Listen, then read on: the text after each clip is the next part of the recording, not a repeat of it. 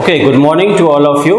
आप सभी को फिर से हम लोग आए हैं और आपके जो कंबाइंड डिफेंस सर्विसेज की जो एग्जामिनेशन है, सीडीएस का जो एग्ज़ाम है, उसके लिए हम लोग कुछ बहुत ही इम्पोर्टेंट टॉपिक आपसे डिस्कस करने जा रहे हैं। इंपॉर्टेंट एमसीक्यूज आपसे डिस्कस करने जा रहे हैं जो आपके आने वाले एग्जामिनेशन में, आपके आने वाली परीक्षा के दृष्टि से बहुत ही महत्वपूर्ण, बहुत ही इम्पॉर्टेंट है। तो हम लोग आज उस क्वेश्चंस को मैं आपसे जस्ट इन जनरली बायोलॉजी के जो क्वेश्चंस आते हैं आपके सीडीएस में, वो करीब अराउंड 15 to 20 उनका जो है हार्डकोर बायोलॉजी रहती है। यानी हार्डकोर बायोलॉजी में 15 to 20 क्वेश्चंस जो है वो आपकी परीक्षाओं में पूछे जाते हैं। 15 से 20 प्रश्न आपकी परीक्षाओं में पूछे जाते हैं। वो पूरे जो जीव विज्ञान से संबंधित होते हैं, लेकिन इसके अलावा कम से कम 10 से 15 प्रश्न, 10 to 15 क्वेश्चंस ऐसे हैं जो बायो से बेस्ड होते हैं, जो जीव विज्ञान पे आधारित होते हैं। जीव विज्ञान के पूर्ण रूप से क्वेश्चन जो है 15 होते हैं, लेकिन 15 जो होते हैं उस पर आधारित होते हैं। इस तरह से एक बहुत बड़ा रेशियो 30 क्वेश्चंस का आपके साथ बन जाता है। तो एक बहुत ही इंपॉर्टेंट एस्पेक्ट है बायोलॉजी आपके जनरल साइंस के लिए, आपकी प्रिपरेशन के लिए, आपके परीक्षा के दृष्टि से। और आज जो हम आपसे डिस्कस करने जा रहे हैं, यहाँ पर हम आपसे डिस्कस करने जा रहे हैं 15 most important questions for your CDS examination. इनकी 15 अति महत्वपूर्ण प्रश्न जो आपकी आने वाली परीक्षा के दृष्टि से बहुत ही महत्वपूर्ण है, सीडीएस के एग्जामिनेशन के लिए, कंबाइंड डिफेंस सर्विस के एग्जामिनेशन के लिए, जो बहुत ही महत्वपूर्ण है। कंबाइंड डिफेंस सर्विसेज की जो परीक्षा होती है ये संघ लोक सेवा आयोग के द्वारा आयोजित की जाती है। यानी CDS examination is being conducted through the union public service commission of India. तो यूनियन पब्लिक सर्विस कमीशन एक बहुत ही संघ लोक सेवा आयोग एक बहुत ही प्रतिष्ठित संस्था है, बहुत ही प्रतिष्ठित संस्था है जो भारत में भारतीय प्रशासनिक सेवाओं में लोगों को जाने का मौका मिलता है इन परीक्षाओं के माध्यम से। तो इसके जो प्रश्न होते हैं वो बहुत ही महत्वपूर्ण होते हैं। तो आइए एक एक करके हम आपसे इन 15 प्रश्नों को उत्तर जानते हैं। 15 अति महत्वपूर्ण प्रश्नों को उत्तर जानते हैं जो आपकी बायोलॉजी यानी जीव विज्ञान के लिए, कंबाइंड डिफेंस सर्विस की परीक्षा के लिए उपयोगी है। ठीक है, चलिए हम लोग स्टार्ट करते हैं क्वेश्चन नंबर 1 से। ये मैं ऑन दिस साइड यानी इस साइड पर आपके जो प्रश्न है वो संबंधित प्रश्न आपके आएंगे और उसका उत्तर मैं आपको इस साइड यहाँ पर हम इसको लिखेंगे, इसको प्रश्न हम यहाँ पर लिखेंगे। तो इस तरीके से चीज़ें हैं जो हम आपके साथ डिस्कस करेंगे। Thank you. तो वो कुछ एग्जामिनेशन है। तो चलिए क्वेश्चन नंबर 1 की डिस्कस करते हैं। तो your coming question number 1 is which of the following elements are present in all protein. यानी ऐसा कौन से तत्व है जो सभी प्रोटीन में पाए जाते हैं। पहला है कार्बन, दूसरा है हाइड्रोजन, तीसरा है ऑक्सीजन और चौथा है नाइट्रोजन। तो आपको कोड दिए गए हैं कि पहला, दूसरा है कि दूसरा, इस तरह से कोड दिए गए, उसमें से सही प्रश्न कोड को आपको चुनना है। तो ये आपसे पूछा which of the following element are present in all protein, carbon, hydrogen, oxygen और नाइट्रोजन। यानी इन चारों में से कौन से तत्व हैं जो कि प्रोटीन में पाए जाते हैं। तो इसका जो आंसर है वो है D. It's answer is D. D का मतलब 1 2 3 4 यानी कि कार्बन, हाइड्रोजन, ऑक्सीजन, नाइट्रोजन ये चारों जो है पाए जाते हैं प्रोटीन में। तो प्रोटीन, ये जो पहला आंसर है, जो फर्स्ट आंसर है वो आपका कौन सा होगा? That is D. That is D. D means कि वहाँ पर वो सारे जो है जो एलिमेंट्स हैं, कार्बन है, हाइड्रोजन है, ऑक्सीजन है, नाइट्रोजन है, वो पाए जाते हैं। ठीक है, तो ये एक बहुत ही महत्वपूर्ण एस्पेक्ट कि प्रोटीन में वो सारे एलिमेंट आपके सामने आपसे वो पाए जाते हैं जो कि प्रोटीन के लिए, प्रोटीन एक बहुत ही महत्वपूर्ण तत्व है, बायोमॉलिक्यूल्स है, तो वो पाए जाते हैं आपके कार्बन, हाइड्रोजन और ऑक्सीजन, नाइट्रोजन है, ये चारों उसमें पाए जाते हैं। ठीक है, एक्सक्यूज मी।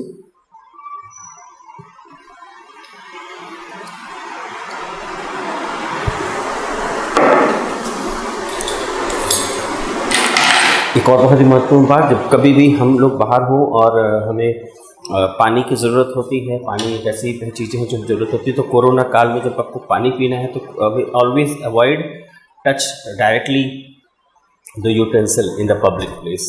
और जब भी आप उसको इस्तेमाल करें उसके बाद अपने हाथों को भी इस तरीके से सैनिटाइज करना ना भूलें। मतलब अपने हाथों को भी आपको सैनिटाइज करना है ना, क्योंकि आप कुछ भी जो भी तत्व छू रहे हैं उनको छूने के बाद आपको उनको सैनिटाइज करते जाना इस तरीके से। तो ये सारी बातें हैं जो हम सभी को ध्यान में रखनी है, क्योंकि हम लोग जिस एरा में हैं that is called corona era, corona काल, है ना। चलिए खैर, हम लोग अपने क्वेश्चन नंबर 2 पे जाते हैं। क्वेश्चन नंबर 2 आपका कह रहा है deficiency of which of the following cause beriberi, यानी बेरीबेरी की जो रोग है वो किसकी कमी से होता है। पहला है विटामिन B1, दूसरा है विटामिन B12, तीसरा है विटामिन BA और चौथा है vitamin C।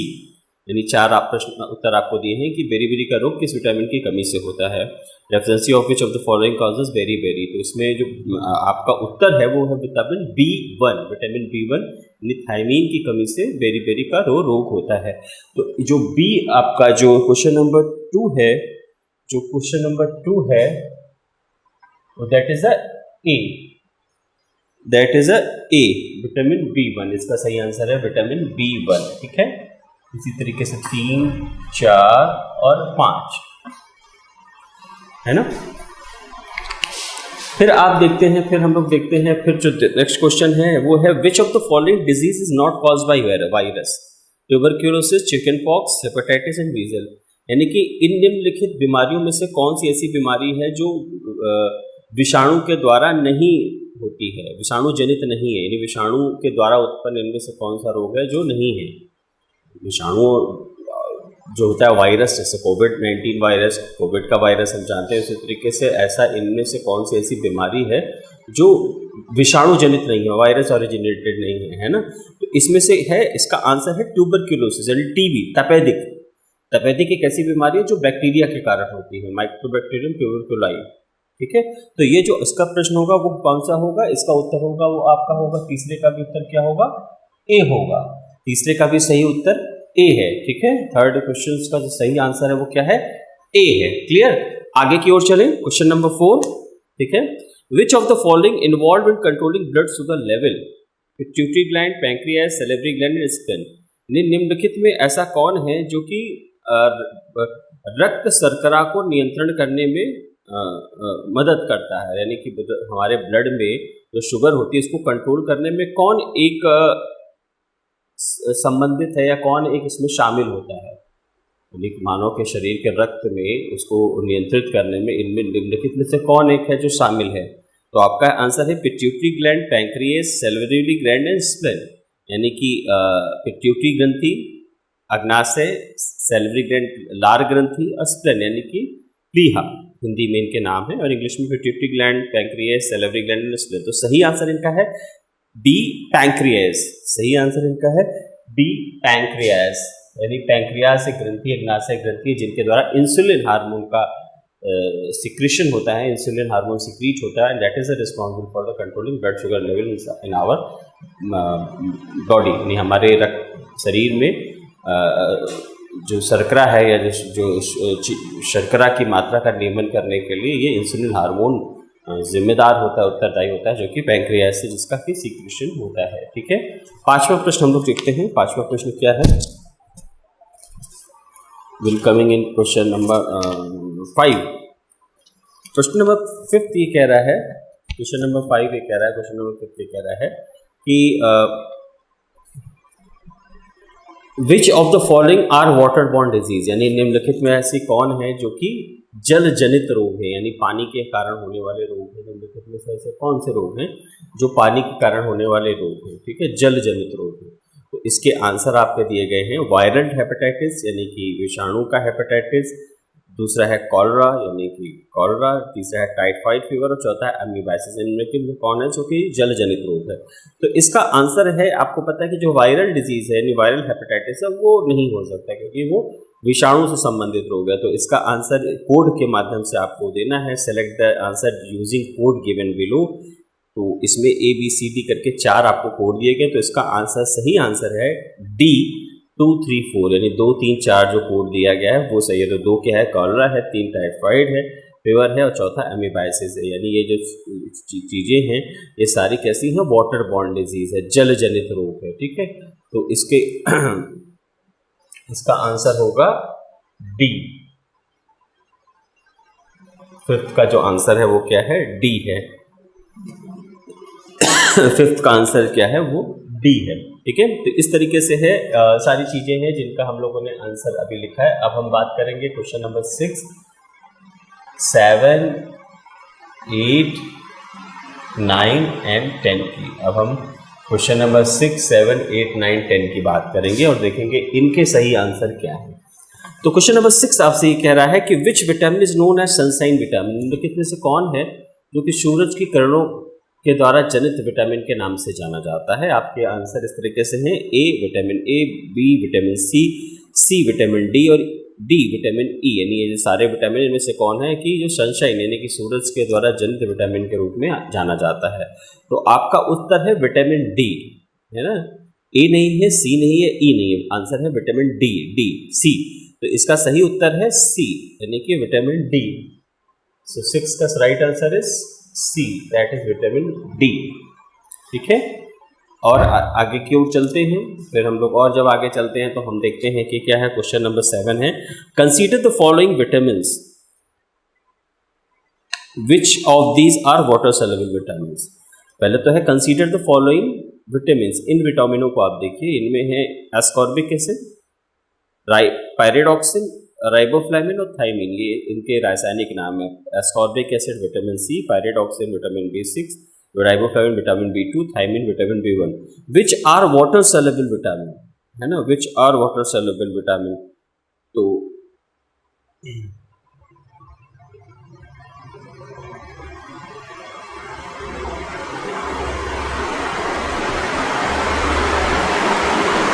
Which are the water soluble vitamin. तो ये इनमें से कौन वाटर सॉल्युबल विटामिन है, ये इनका उत्तर है कि इनमें से कौन वाटर सॉल्युबल विटामिन है। तो इसका जो सही उत्तर है वो क्या है, all which of these are water soluble vitamin. इनमें से कौन वाटर सॉल्युबल विटामिन है।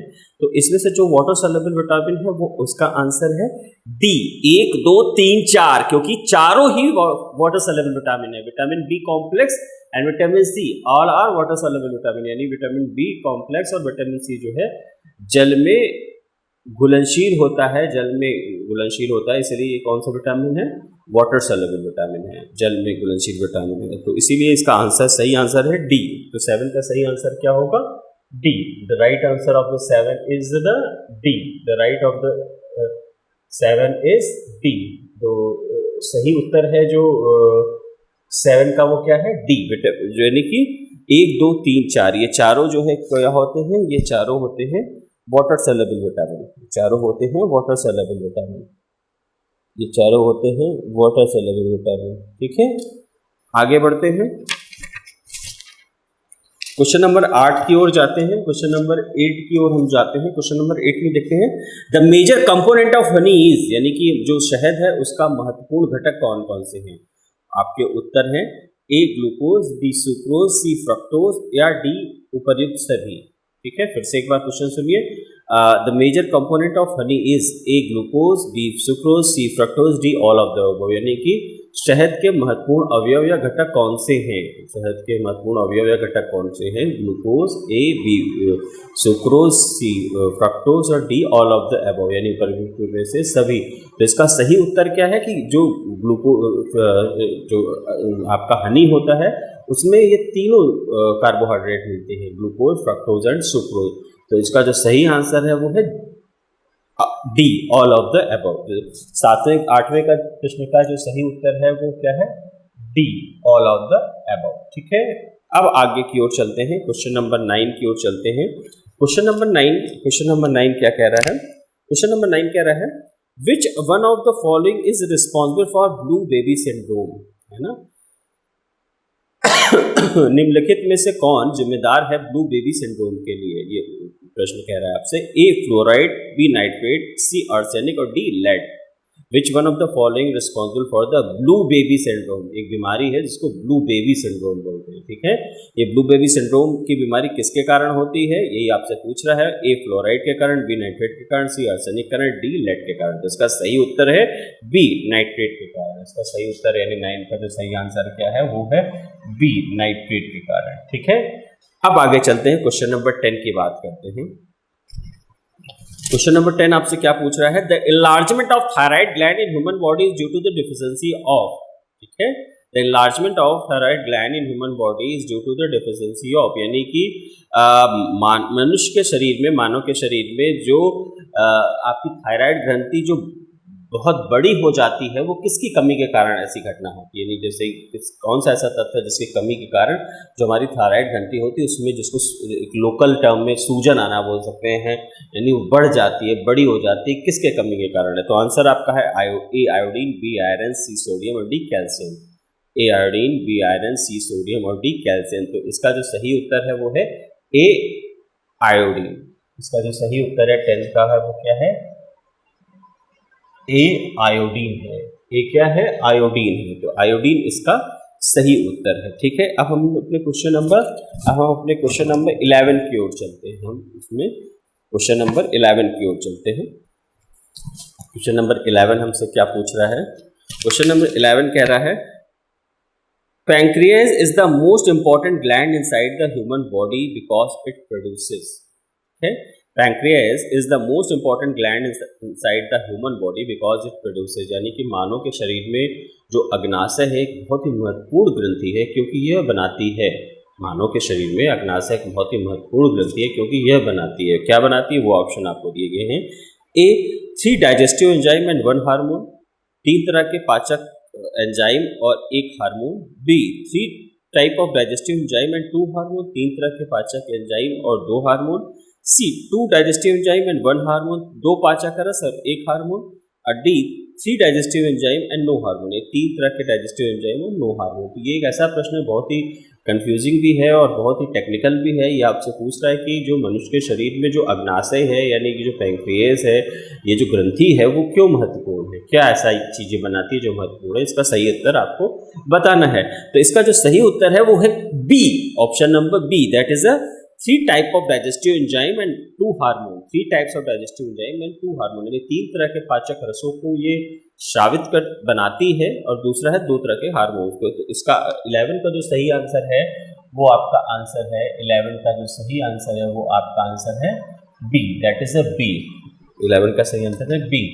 अब हमको 12, 13, 14 और 15 के सही उत्तर आपसे देखने हैं कि इनमें से कौन क्या चीजें हैं। ठीक है, अब बात करेंगे क्वेश्चन नंबर 12 की। तो क्वेश्चन नंबर 12 क्या कह रहा है? कुफ्फर सेल्स अकर्स इन, यानी कुफ्फर कोशिका किस में पाई जाती है? Kupffer cell occurs in, this is the question number 12। Kupffer cell occurs in A spleen प्लीहा, बी किडनी यानी वृक्क, सी ब्रेन यानी कि मस्तिष्क और डी लिवर यानी कि यकृत। यानी कुफ्फर सेल, कुफ्फर की कोशिकाएं किन में पाई जाती हैं ये आपको बताना है। ए स्प्लेन यानी कि प्लीहा, बी किडनी यानी कि वृक्क, सी ब्रेन यानी मस्तिष्क और डी लिवर यानी कि यकृत। तो सही उत्तर इसका क्या है? सही उत्तर है, आंसर है डी यानी कि लिवर यानी कि यकृत। तो क्वेश्चन नंबर 12 का सही उत्तर है वो क्या है? डी यानी कि यकृत और लिवर। ठीक है, आगे चले। आगे ये कह रहा है क्वेश्चन नंबर 13। क्वेश्चन नंबर 13 क्या कह रहा है? विटामिन के इज रिक्वायर्ड फॉर, यानी विटामिन के की आवश्यकता किस लिए है? विटामिन के आवश्यक क्यों है? ठीक है, इसके 4 ऑप्शन दिए। ए change of prothrombin into thrombin, prothrombin से थ्रोम्बिन में परिवर्तन के लिए, सिंथेसिस ऑफ प्रोथ्रोम्बिन, प्रोथ्रोम्बिन को बनाने के लिए, change of fibrinogen to fibrin, fibrinogen से फाइब्रिन में परिवर्तन के लिए, या फॉर्मेशन ऑफ थ्रोम्बोप्लास्टिन या थ्रोम्बोप्लास्टिन के लिए बनाने के लिए। तो इसका जो सही उत्तर है वो क्या है? सिंथेसिस ऑफ प्रोथ्रोम्बिन, यानी प्रोथ्रोम्बिन को बनाने के लिए। तो 13 का जो सही उत्तर है वो क्या है? That is a B. 13 का सही आंसर है बी। ठीक है, आगे चलें। अब बात करते हैं क्वेश्चन नंबर 14 एंड 15 की, जो इसके लास्ट प्रश्न हैं, जो आज के 15 महत्वपूर्ण प्रश्नों में से जो लास्ट के 2 महत्वपूर्ण प्रश्न हैं उनके बारे में हम लोग देख लेते हैं। ये आपके सारे आंसर्स हैं जो अब तक हम लोगों ने डिस्कस किए हैं। अब और आंसर्स देख लेते हैं। तो क्वेश्चन नंबर 14 क्या कह रहा है? Lysosome are known as suicidal bags because of its, यानी कि जो कोशिका में जो लाइसोसोम पाया जाता है ये सामान्यतः जंतु कोशिका में मिलता है, एनिमल सेल में मिलता है। Lysosome are known as suicidal bag, यानी कि एक आत्महत्या की थैली के रूप में विख्यात जो होती है। तो ये क्यों होती है? बिकॉज क्यों होती है? इसकी कौन सी क्रियाएं ऐसी है जिसके कारण ये आत्महत्या की थैली के लिए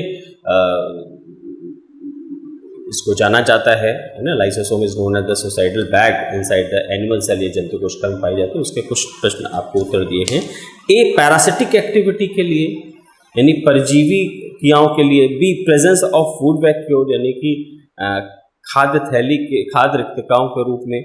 हाइड्रोलिटिक एक्टिविटी के रूप में यानी जल अपघटन की क्रियाओं के लिए। कैटालिटिक एक्टिविटी के लिए यानी कि आपकी उत्प्रेरक क्रियाओं के लिए। तो इसका जो सही आंसर है वो क्या है? सी, हाइड्रोलिटिक एक्टिविटी के लिए यानी जल अपघटन की क्रियाओं के कारण लाइसोसोम को बोला जाता है सोसाइटल बैग, क्योंकि लाइसोसोम में एंजाइम्स होते हैं, डाइजेस्टिव एंजाइम्स होते हैं। तो कभी कभी क्या होता है कि वो डाइजेस्टिव एंजाइम बर्स्ट कर जाते हैं, फट जाते हैं और लाइसोसोम को ही गला देते हैं, लाइसोसोम को ही खत्म कर देते हैं कोशिका के अंदर। तो इसीलिए इसको क्या बोलते हैं? सोसाइटल बैग होते हैं due to its hydrolytic activity. That is answer number C. तो 14 का जो आंसर है वो क्या है? सी है। 14 का आंसर क्या है? वो सी है। अब हम लास्ट उत्तर को डिस्कस करते हैं आपसे। क्वेश्चन नंबर 15 को डिस्कस करते हैं आपसे। ये कह रहा है the oxygen and carbon dioxide crosses the plasma membrane by the process of, यानी कि ऑक्सीजन और कार्बन डाइऑक्साइड जो गैसें हैं इनका ये जो आपकी प्लाज्मा मेम्ब्रेन होती है ना, यानी कि जो अजीद्रव कला के पार किस प्रक्रम के द्वारा जाते हैं। यानी ऑक्सीजन और कार्बन डाइऑक्साइड नाम की जो दो गैसें हैं इनका आवागमन जीवद्रव कला के आर पार कैसे सुगम हो पाता है, किस प्रक्रम के द्वारा हो पाता है। The oxygen and carbon dioxide crosses the plasma membrane by the process of, किन प्रक्रम के द्वारा होता है? A, active diffusion, B, facilitated diffusion, C, passive diffusion and D, random diffusion. Diffusion मतलब विसरण। तो ए, एक्टिव डिफ्यूजन सक्रिय विसरण के द्वारा, बी, फैसिलिटेटेड डिफ्यूजन विशेष प्रकार के विसरण के द्वारा, सी, पैसिव डिफ्यूजन निष्क्रिय विसरण के द्वारा, और डी, रैंडम डिफ्यूजन है ये एक सामान्य विसरण के द्वारा। तो इसका सही आंसर है पैसिव डिफ्यूजन, यानी पैसिव डिफ्यूजन के कारण सी, इसका सही आंसर है सी, पैसिव डिफ्यूजन, जिसके कारण गैसें ऑक्सीजन और कार्बन डाइऑक्साइड की जीवद्रव कला के इस पार से उस पार चली जाती हैं। तो इस तरीके से आज हमने आपसे CDS की परीक्षा में जो जीव विज्ञान से जो प्रश्न 15 महत्वपूर्ण प्रश्न हैं जो आ सकते हैं या जिस तरह के प्रश्नों के आने की संभावना है उनको मैंने आपके साथ यहाँ पर डिस्कस किया। तो today we have discuss 15 most important question for the biology in the with the reference of CDS examination. ठीक है, तो व्हाट वी हैव डिस्कस, हमने क्या डिस्कस किया? 15 महत्वपूर्ण प्रश्न डिस्कस किए जिनमें हमने बताया कि जो आपको यहाँ पर प्रश्न चल रहे होंगे, प्रश्न चले हैं कि पहले का उत्तर है डी, दूसरे का है, तीसरे का ए, चौथे का बी, पांचवें का डी, छठवें का सी, सातवें का डी, आठवें का डी, 9 का बी, 10 का ए, 11 बी, 12 डी, 13 बी, 14 सी और 15 सी। तो इस तरीके से ये प्रश्न है जिसको मैंने आपसे आज डिस्कस किया, जिसको हमने अभी आपके साथ शेयर किया, जिसको अभी हमने आपके साथ जाना। इस प्रश्नों में हमें ये जाना है कि किस तरीके से जो आपके CDS कंबाइंड डिफेंस सर्विस की जो एग्जामिनेशन है उसमें जो बायोलॉजी के जो क्वेश्चन आ रहे हैं उसमें से 15 मोस्ट इंपॉर्टेंट क्वेश्चन कौन से हैं और वो आपके साथ डिस्कस किया मैंने अभी। उम्मीद करते हैं कि ये वीडियो और ये प्रश्न आपके लिए उपयोगी होंगे और आप इनको ज़रूर इनसे संबंधित चीज़ों को भी पढ़िएगा, इन प्रश्नों को भी पढ़िएगा, ये आपके लिए बहुत ही उपयोगी होंगे। इन्हीं उम्मीदों के साथ, इन्हीं शब्दों के साथ, शुभकामनाओं सहित आपकी परीक्षा पे आपको बहुत ही सफलता मिले और आप जो है इस परीक्षा में सफल हो, और इन्हीं शुभकामनाओं के साथ धन्यवाद। Thank you so much.